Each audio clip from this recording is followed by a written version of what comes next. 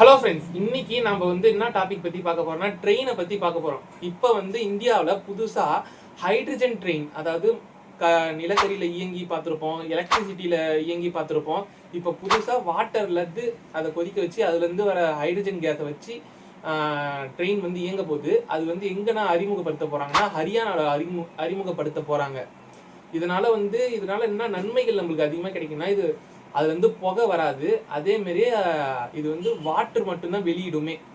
அதாவது வாட்டரை பாயில் பண்ணி அதுலேருந்து ஹைட்ரஜன் கேஸ் எடுத்து அதுலேருந்து நம்ம ட்ரெயினை இயக்குற மாதிரி அப்படி.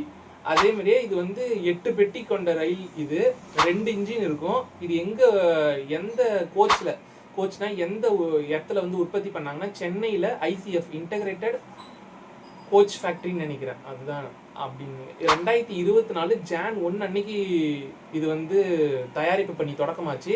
இப்போ ஃபைனலாக ஃபினிஷ் பண்ணிட்டாங்க. ஹரியானாவில் இது இந்த ஹரியானா வழித்தடத்தில் இது அறிமுகப்படுத்த போகிறாங்க ஹைட்ரஜன் ட்ரெயின். இந்த இன்ட்ரெஸ்டிங்கான ஃபேக்ட்ஸ் பிடிச்சிருந்தா லைக் பண்ணி சப்ஸ்கிரைப் பண்ணி ஷேர் பண்ணுங்க மக்களுக்கு.